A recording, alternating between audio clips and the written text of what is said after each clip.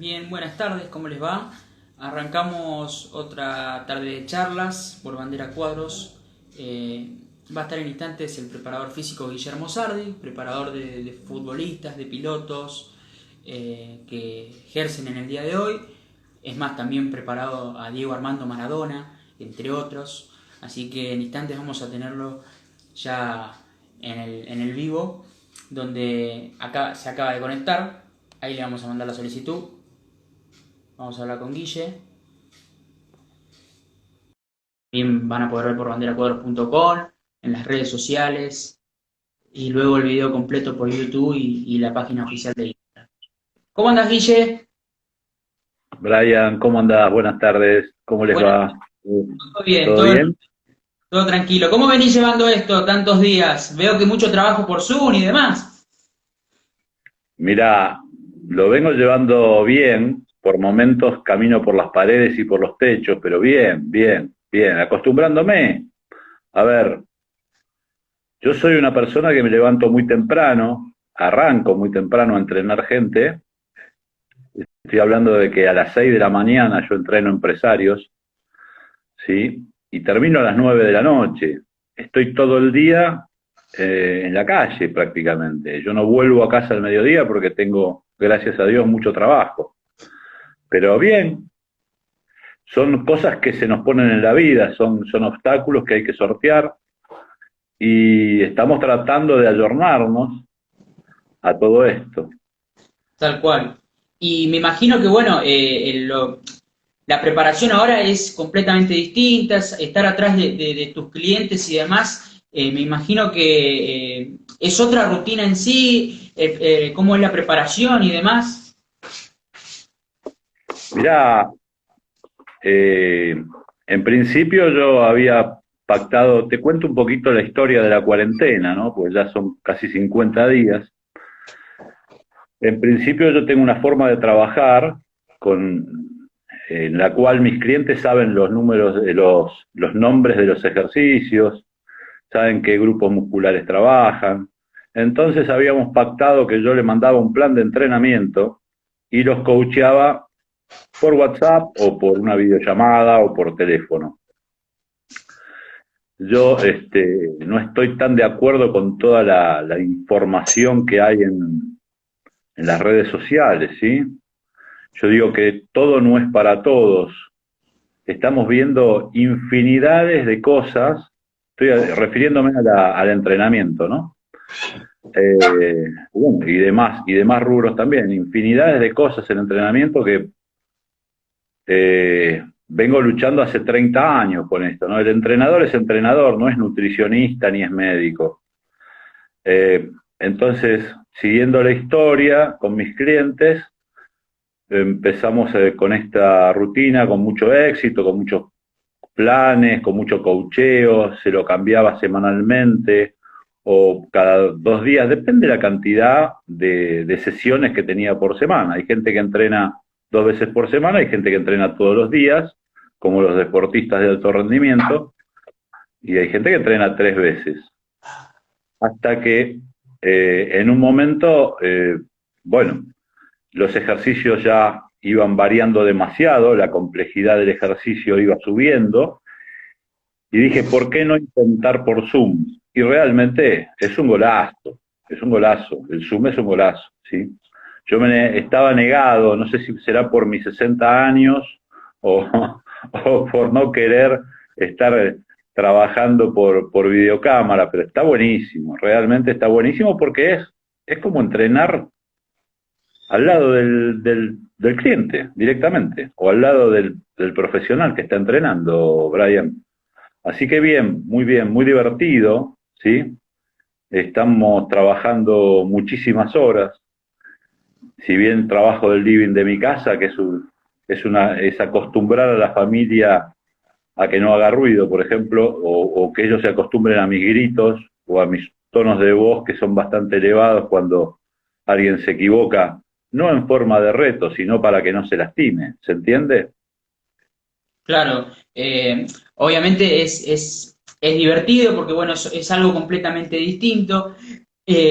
Ahora me imagino que, bueno, hiciste mucho hincapié por ejemplo, en las personas que, bueno, tenés como clientes, pero también el que te sigue, porque muchas veces, al menos en mi caso, yo sigo las cosas que vos pones en el Instagram y demás, cómo hay que entrenar, qué cosas hay que hacer, qué cosas no hay que hacer, y mucha gente durante esta cuarentena se ha dejado de lado, porque bueno, obviamente se queda en la casa, almuerza, come, cena, capaz cosas que no hacía cotidianamente, y almuerza además, come por aburrimiento y capaz no hace ejercicio. Ese consejo que vos das siempre lo podrías aplicar en estos momentos, decir qué cosas podemos hacer y qué cosas no. ¿Cómo lo podrías inculcar a los que están siguiendo el video? Claro, claro, por supuesto.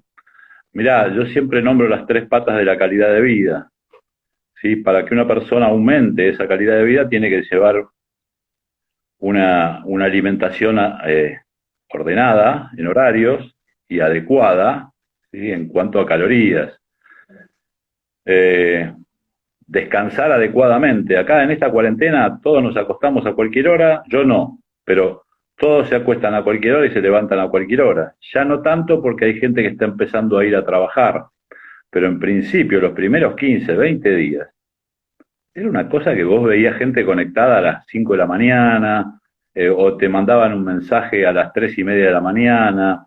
Eh, yo me voy a dormir religiosamente, como digo yo, entre las 10:30, 11, 11:15 a más tardar, y me levanto a la hora que me levanto todos los días.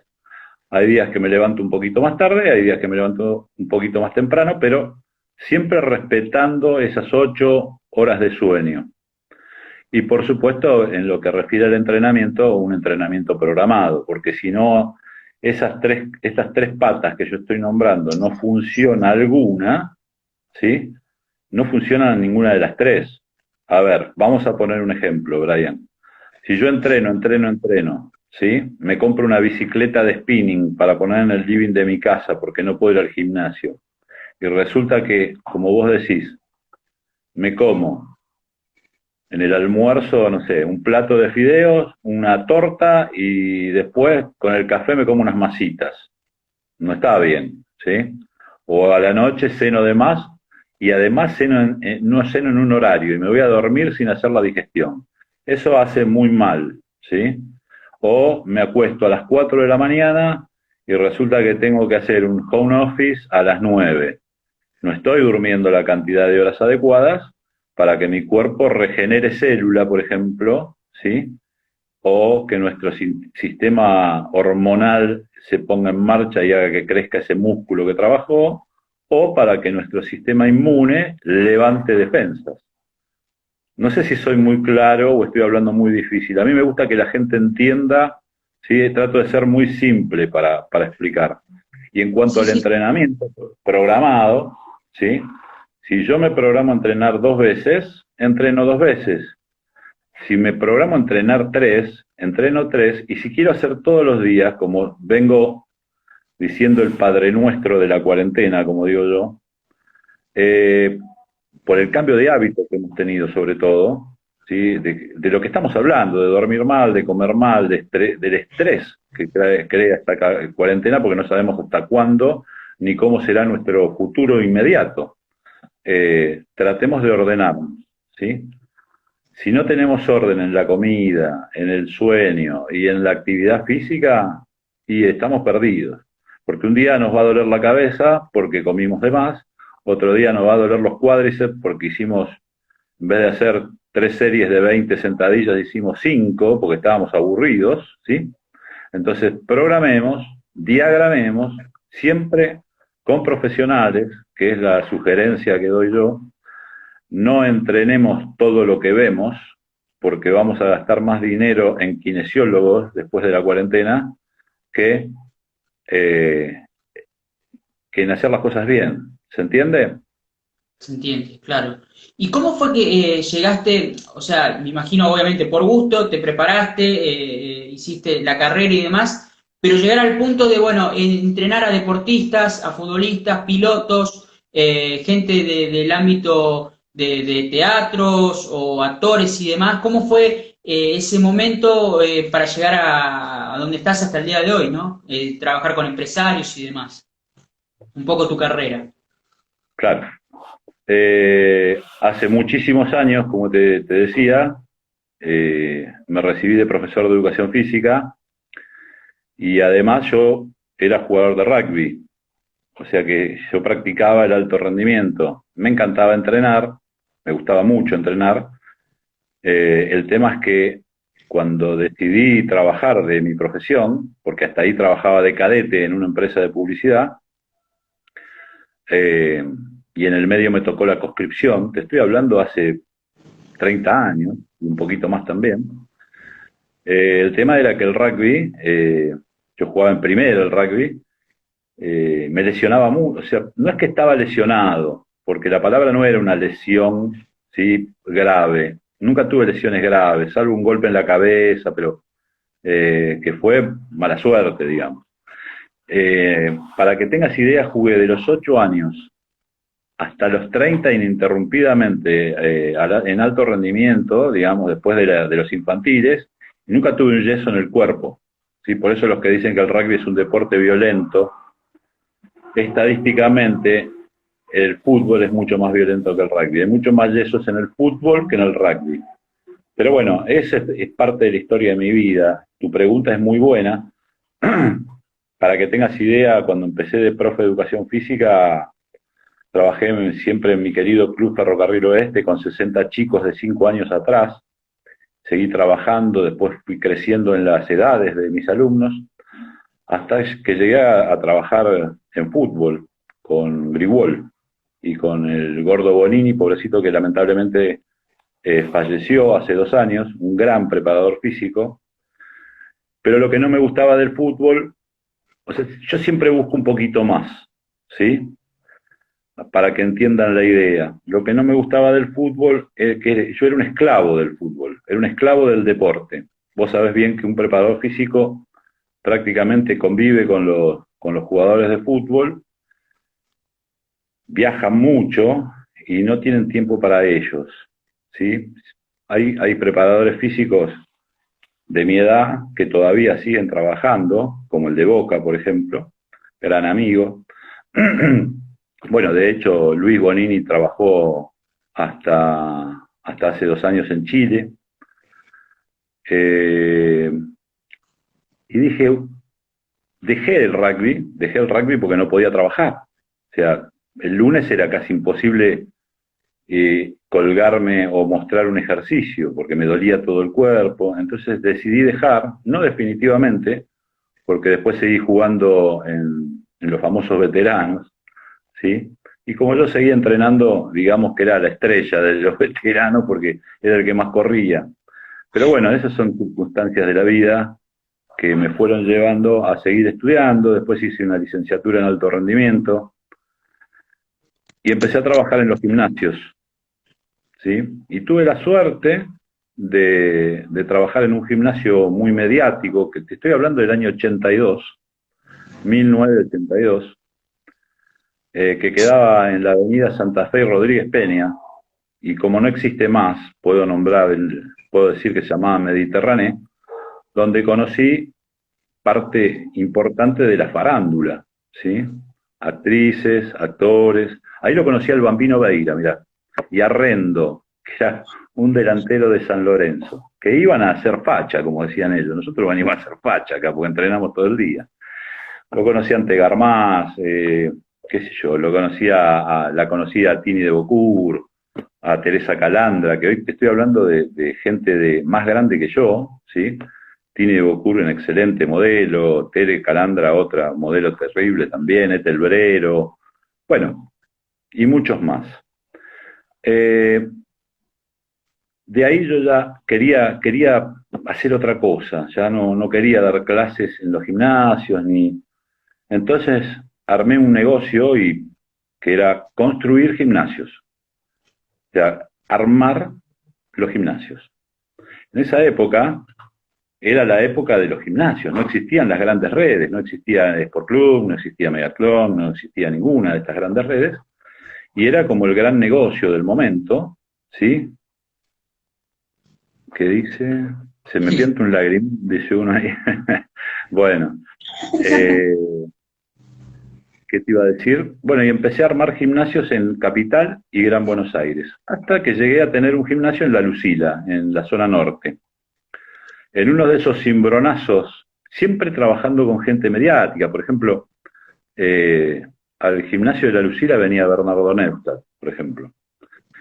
Eh, te pego unos nombres así para que veas, vos me preguntaste de cómo llegué a lo mediático. Yo siempre tuve un perfil muy bajo, hasta que, bueno, la mediatez de la gente te lleva, ¿sí?, a mostrarte por ahí. En uno de esos cimbronazos de la Argentina, decido vender el gimnasio. Vender el gimnasio porque ya no eran, los impuestos nos comían, los gastos fijos eran terribles. Te estoy hablando de los 90, 92. Me dedico al entrenamiento personal. Así que saquemos la cuenta, del 90 al 2020, ¿cuántos años llevamos de entrenamiento personal? Un montón, ¿no? 30. Y bueno, y ahí empecé con los clientes que me pedían que siguiera entrenándolos del gimnasio, me quedé por la zona norte. A partir de ahí, bueno, empecé a diversificarme ya en esa época, porque acá viene la segunda parte que vos me preguntabas. Estudiaba, pertenecía a un grupo de estudio con el doctor Néstor Lentín, que es un gran deportólogo, ¿sí?, que fue director del CENAR muchos años, y con él empezó la relación con deportistas profesionales, ¿sí? En el año 80 y, no me acuerdo, pero supongamos que sería el 88, el 89, yo lo evalué, lo conocí por primera vez a Diego, lo evalué arriba de una cinta, él era Cebollita, creo, ¿sí?, de Argentino Juniors. Estamos hablando de Diego Armando Maradona cuando todavía Maradona no era Maradona del todo. No lo conocía nadie, Maradona. No, nadie. Otro caso, por ejemplo, de evaluación, nos dedicamos a evaluar, ¿sí?, jugadores de fútbol y deportistas de alto rendimiento. La evalué, por ejemplo, a Gabriela Sabatini. Gabriela Sabatini era una juniors que empezaba a jugar tenis internacional en aquella época. Lo evalué a Marangoni. ¿Vos tenés idea? Sí, Marangoni. Vos sos chico, pero Claudio Marangoni fue uno de los tipos que más capacidad aeróbica tuvo en el fútbol argentino, ¿sí? Tenía un consumo de oxígeno altísimo, era un animal corriendo. Bueno, y a partir de eso, bueno, muchos más, boxeadores, después en el gimnasio, ya del gimnasio que yo tuve en La Lucila, tenía a un campeón de box que daba clases de boxeo, que se llamaba Walter Gómez, que él me relacionó también con boxeadores. A ver, la vida del entrenador es una vida de relaciones, ¿sí? No es solo que voy, te hago hacer 3 de 15, media hora de cinta y 4 abdominales. Vos te vas relacionando, ¿sí? Y si más o menos, como digo yo, no hace falta ser brillante en esto, si más o menos haces las cosas bien y lográs resultados, te empiezan a llamar y te empezás a vincular. ¿Vamos bien encaminados por ahí? Sí, ¿Con la historia? vamos. Mirá, justo cuando nombrabas recién a Marangoni, a mí siempre por ver videos viejos o gente que me cuenta, por ejemplo, yo no lo pude ver jugar a Canigia, siempre me contaban que Canigia cuando se preparaba físicamente, él se ponía arena, unas bolsas de arena en las piernas, y él practicaba, corría. Y por eso era indomable, era imparable cuando estaba dentro de la cancha y no lo podían parar. Que obviamente una preparación atrás física que seguramente hizo durante toda su carrera como un futbolista, pero son cosas que digamos a varios deportistas en algunas cosas los marcan en cierto punto. Mirá, el hijo del viento, como le dicen a Claudio Paul Canigia, yo lo vi entrenar cuando jugaba en Boca en una pretemporada en Mar del Plata. Yo estaba de vacaciones en la playa y de repente veo un equipo de fútbol que a lo lejos que venía trotando y en la cabeza del equipo, en aquella época los preparadores físicos corríamos con los deportistas, para que vos tengas idea. Venía encabezando el pelotón de los deportistas un gran preparador físico, mi amigo es Daniel Melendi, ¿sí? Muy buen entrenador. Él estudió conmigo y seguimos charlando y discutiendo cosas, ¿sí? Y aprendiendo. Y venía corriendo a la cabeza del equipo de Boca Juniors. Te estoy hablando de Boca Juniors de Bilardo, ¿sí? Te estoy hablando de, por ahí vos ni conoces esto, pero como sos periodista deportivo y te gusta investigar, sé que te gusta investigar. Te estoy hablando de Blas Junta, Sí. te estoy hablando de Beto Márcico, que yo lo conocía de Ferro, te estoy hablando de Canigia, te estoy hablando de jugadores pero impresionantes de aquella época, de un Boca Junior brillante, con un Bilardo en todo su esplendor. Bueno, pasa Daniel, el preparador físico, y me dice, mañana entrenamos en Camet, ¿por qué no te venís? Así vemos más o menos lo que estoy haciendo y me das una opinión. Con mucho gusto, ¿a qué hora entrenan? No, veniste hoy a la tarde, me dice, que vamos a estar en el Alfar, en el hotel, y tomamos algo y charlamos, así ya nos organizamos para mañana. Fui, yo soy un apasionado de lo que hago, ¿sí? Me fui, me fui de la playa, que sé yo, y a las 7:30, 8 me fui para el Alfar. Estábamos en el balneario 12, ahí de Punta Mogote, están todos los futbolistas, todos los deportistas, ¿sí? Estoy hablando hace muchos años también. Y al otro día me fui, para no ser tan denso, ¿sí? Me fui a ver cómo entrenaba Canigia, que estaba siendo diferenciado. Diferenciado porque venía de un tironcito, él había tenido un pinchacito en los posteriores. Un avión a chorro es Canigia, era, ¿sí? Por ahí juega todavía, Claudio vive ahí en Puerto Madero, y por ahí lo veo jugar unas canchitas que había que ahora ya no están más, con un grupo de gente conocida mía. Una velocidad nunca vista. Y sí, fruto del esfuerzo. Todos sabemos que Claudio mejoró muchísimo en Europa, ¿no? Cuando acá en Argentina Canigia se ponía las bolsas de arena, en Europa ya trabajaba con banda de resistencia. Son las diferencias, ¿no? Uno ve, siempre digo lo mismo, yo lo vi irse a Crespo de River pesando 66 kilos y cuando volvió con la selección argentina al año próximo pesaba 80 kilos, pero no de gordo, había aumentado 12 kilos de masa muscular. O sea, la preparación física hoy por hoy en Europa está mucho más avanzada que en cualquier parte del mundo. Hoy por hoy tenemos una gran diferencia. Fíjense, un jugador que se va de acá, fíjense, Lautaro Martínez, les doy nombres, ¿no? Yo soy de Racing fanático. Lautaro Martínez se fue de Racing, y yo lo veía a Lautaro porque vivía ahí en Puerto Madero, y era un deportista, porque vos lo veías bien armado, con buena espalda. Lo ves ahora, es un animal. O sea, le cambian absolutamente todo el proceso del entrenamiento, ¿no? Volvemos a lo que estábamos hablando hace un ratito, volvemos a las patas, ¿no? Los hacen descansar como deben descansar. Acá, por ahí les gusta, por ahí no les gusta, lo que yo les digo, viven de joda los jugadores de fútbol, ¿sí? En Europa no, en Europa el que sale y hace lío no juega, y no le pagan directamente. Pero bueno, me fui por las ramas, estábamos hablando de Canigia. Bueno, sí, lo vi a Canigia, vi un montón de jugadores y así fui llegando a gente conocida, qué sé yo. Después,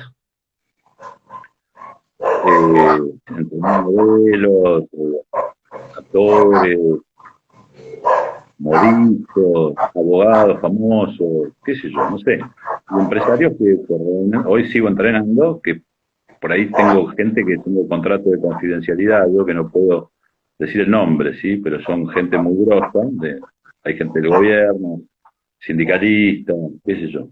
Gente que se cuida, y yo los cuido mucho, ¿sí? No a ellos, a todos mis clientes en general, porque yo laburo para la salud de ellos, ¿sí? Que es lo que me gustaría contarles un poquito dentro de un rato, ¿sí? Porque seguramente me querés preguntar algo de automovilismo. Sí, a ver, la cosa es que sea una charla distendida de varios temas, no precisamente de automovilismo, porque obviamente tu trabajo está vinculado con el deporte en sí, y está bueno saber la preparación de todos los deportes, sin duda de todos. por ejemplo, en el automovilismo, vos Que mirás para, que los pilotos dejaron de lado, sí, ¿qué decía el polaco ahí? Decía que Javi Jack, ¿qué decía? No, no lo que leí, me se me escapó. Javi Jack, Lucas González y y varios pilotos más juegan partidos con Canigia en Puerto Madero. Claro, por supuesto. Sí, sí, es Bueno, verdad.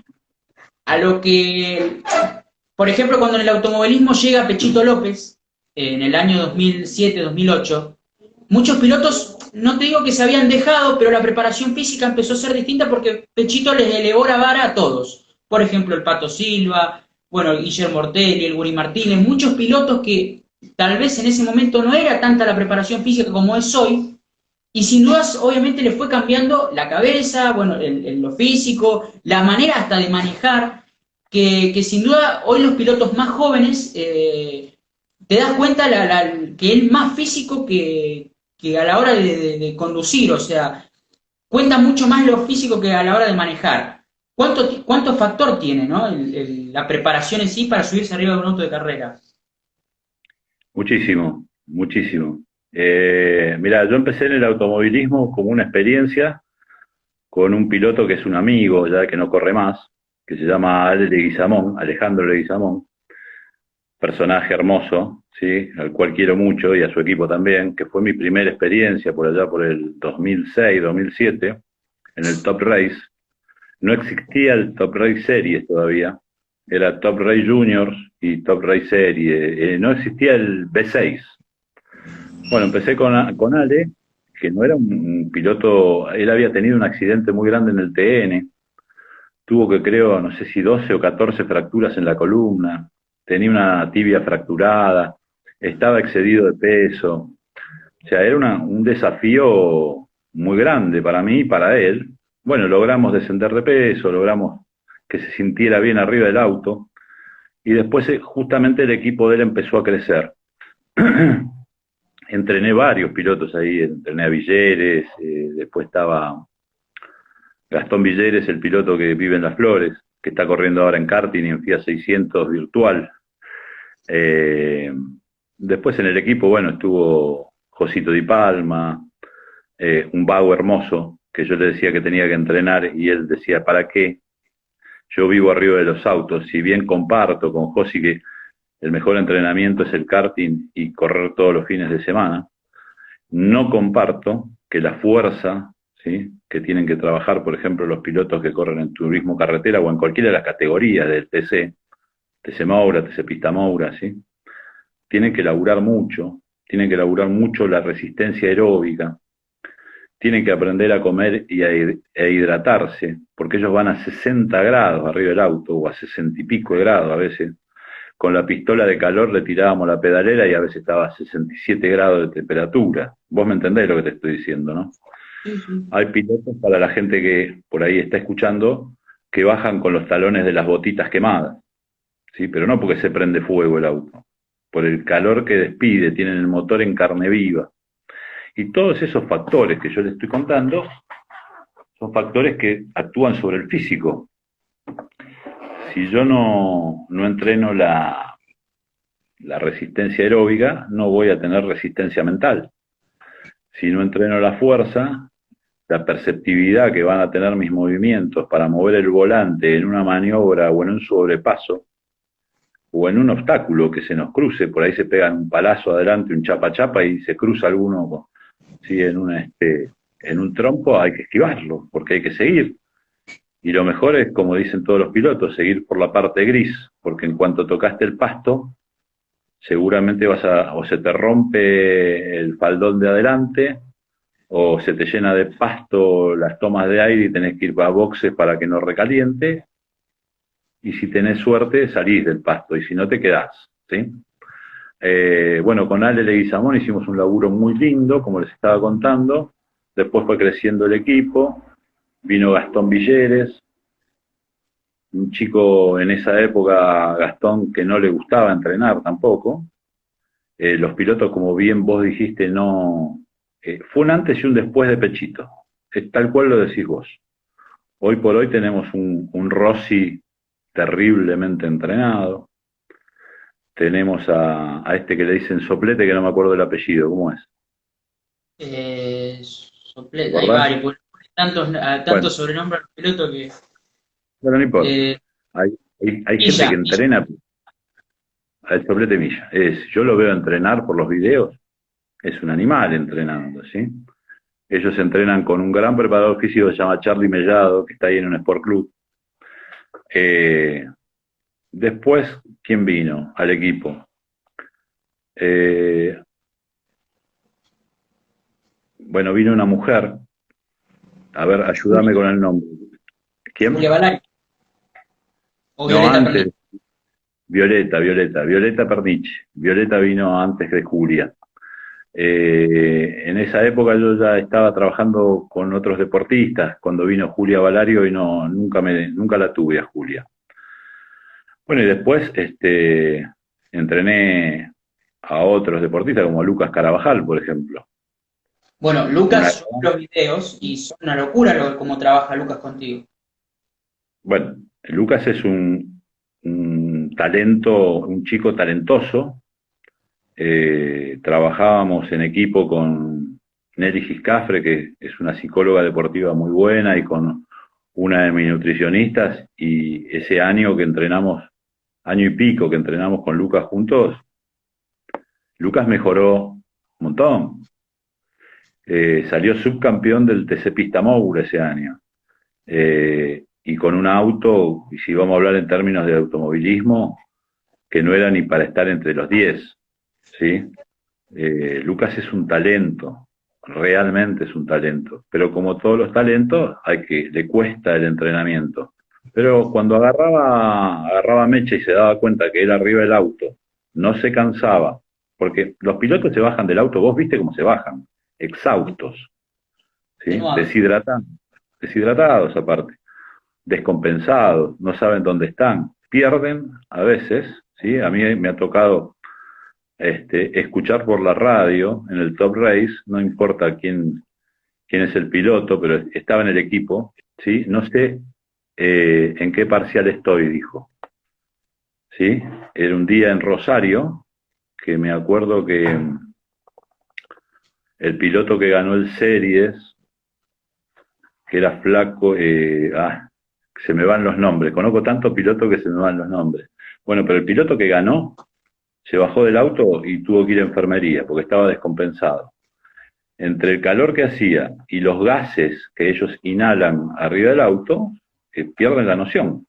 Bueno, este piloto que yo estoy hablando del equipo, entre el calor y los gases, se descompensó y terminó adentro del box nuestro, casi tira la carpa, porque yo le dije entra, y él entró y se pensó que, no sé, lo bajamos con falta de conocimiento.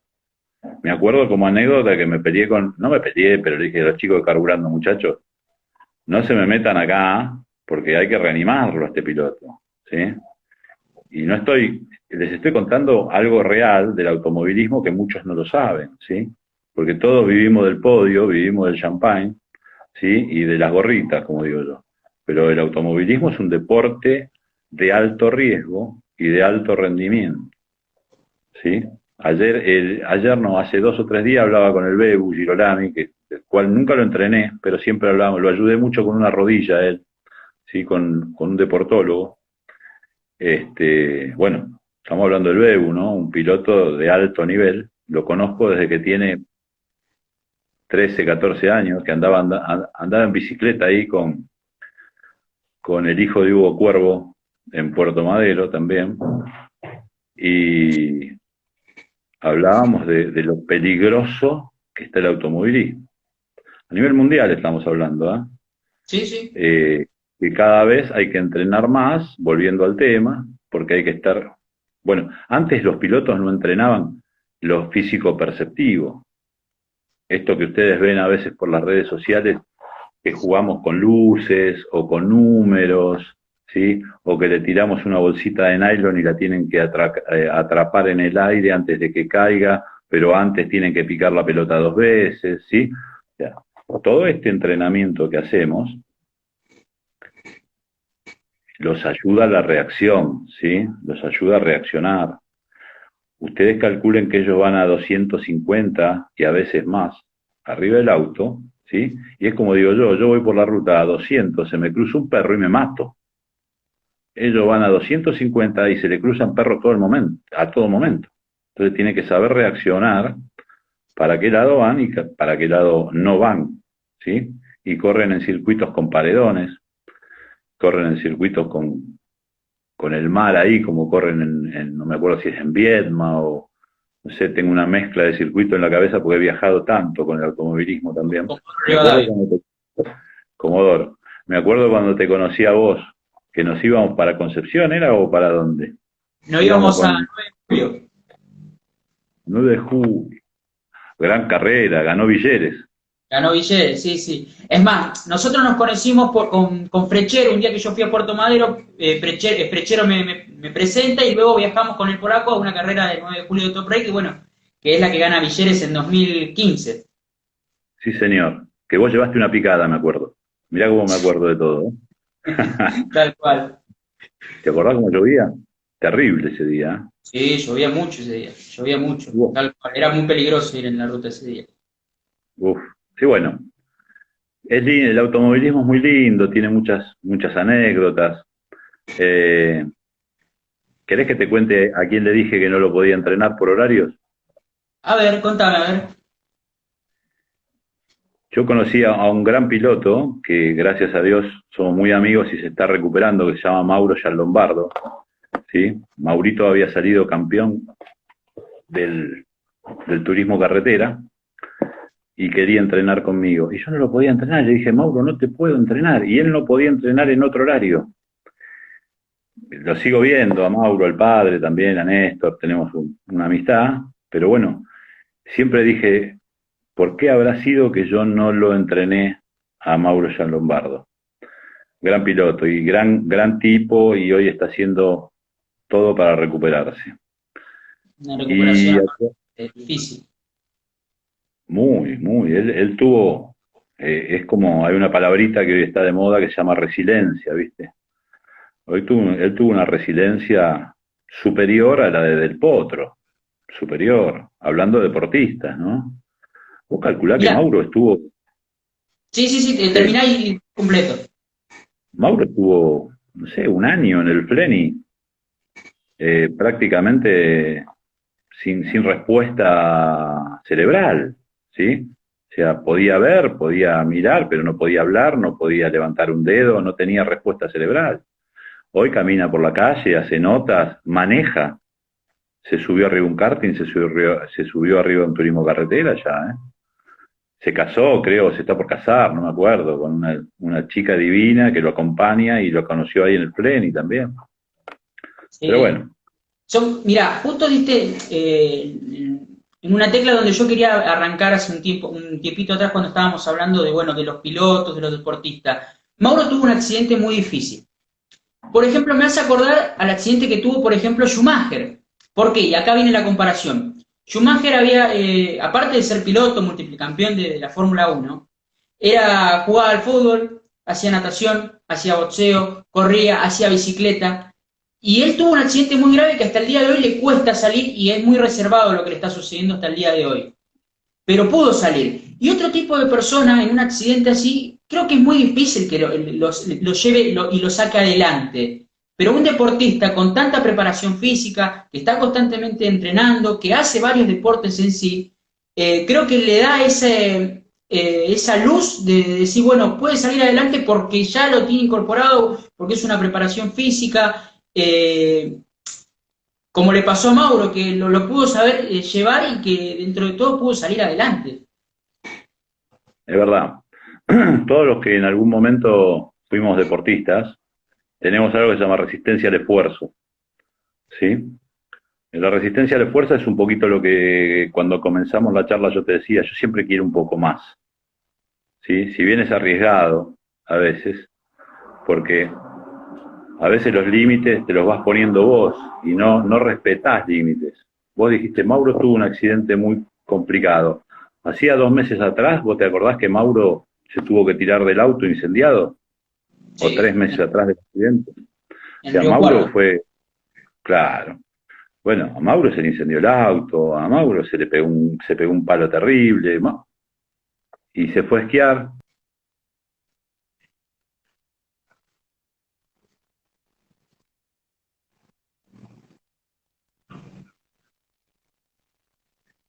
Era un amigo, o es amigo, no sé, no me quiero meter en temas.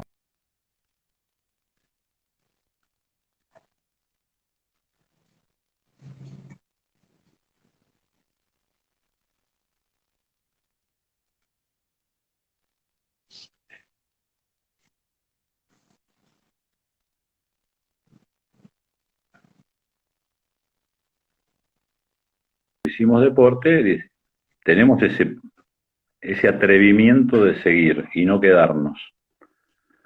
Tiene que ver mucho también con el aspecto mental, ¿no? Tenés que estar preparado mentalmente. Pero bueno, sí, los dos salieron. Schumacher, no sé en qué estado está realmente, pero vos fijate qué curioso, ¿no? La otra vez lo hablaba con un piloto también, pero no me acuerdo, no, con un periodista también que se llama Daniel Lanes, ¿sí? Por ahí lo conoces a Dani, que está en el TN. TN, mis Bueno, TN. le digo, vos fíjate, Dani, qué loco que es todo esto, ¿no? Los deportistas que llegan a tener un éxito terrible tienen accidentes terribles. Y si no, remontémonos a Lauda, ¿sí? Niki Lauda, ¿sí? Si vos viste la película esta que hicieron, no Sí, te digo sí. que era el 100% real de la película, de Rush, pero es una película muy realista y pasa cosas que Lauda hizo, ¿sí? A él le extraían, lo entubaban para sacarle anhídrido de los pulmones y él pedía que lo volvieran a hacer.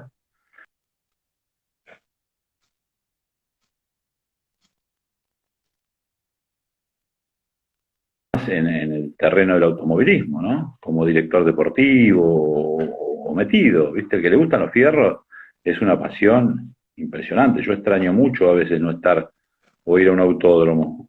Ahora estoy empezando a ir de vuelta porque empecé a entrenar a un gran piloto, ex Super TC 2000, que está incursionando en los autitos chocadores, como le digo yo, que es en el turismo nacional. Pero bueno, después te cuento, digamos. Dale. Bueno, mirá, vos tuviste muchas circunstancias, muchas personas del ámbito del deporte, bueno, como decías, empresarios, bueno, de parte de gobierno y demás. Pero tuviste una figura muy particular y lo contabas al principio, que era Cebollita, que no lo conocía nadie, y hoy es Diego Armando Maradona. ¿Cómo es trabajar con Diego Armando Maradona? Porque toda la gente conoce al Diego, pero dice, bueno, Maradona campeón del mundo, su vida personal, son temas distintos, pero muy pocas personas se dieron el lujo de estar con él, trabajar con él y tener una relación con él. Y vos fuiste parte. ¿Cómo es trabajar con el Diego en la parte física y demás? Recuerdo que una vez me dijiste en el autódromo, al Diego lo preparás y parece que sigue siendo un deportista, parece que sigue siendo jugador de fútbol, cuando se pone la meta de decir, bueno, tengo que bajar tantos kilos, tengo que volver a tener ritmo. Te lo voy a definir en una palabra, diferente. Es un diferente, un distinto, si querés, ¿sí? Es una persona que cuando está bien, porque como todos los ídolos está perseguido.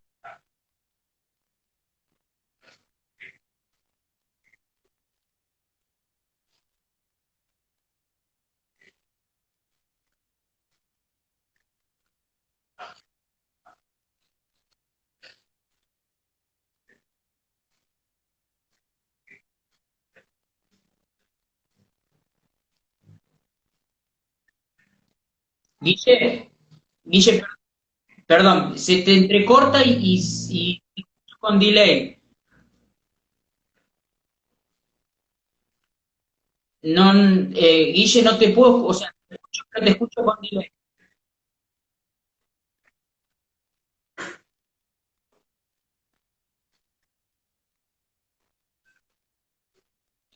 Guille, a ver, vamos a hacer una cosa, para. Guille, ¿me escuchás?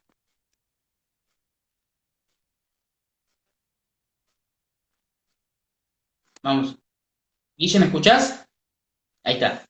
No te llegué a escuchar porque se entrecorta la comunicación, o sea, sale con delay, sale lento. Vamos a hacer una cosa. Voy a cortarte y vuelvo a reengancharte. Así podemos, me podés definir porque no te llegué a escuchar mucho Sí, lo que sí. contabas. Dale, Seguimos cortados todavía, ¿eh? dale. Vamos a Yo hacer te una cosa. Voy a cortar el video y vamos a empezar de nuevo. ¿Te parece? Dale, buenísimo, Dale, no hay ningún problema. dale. Ahí lo Vamos, entonces, cortamos. dale. Dale, y ahí lo volvemos a empezar de nuevo.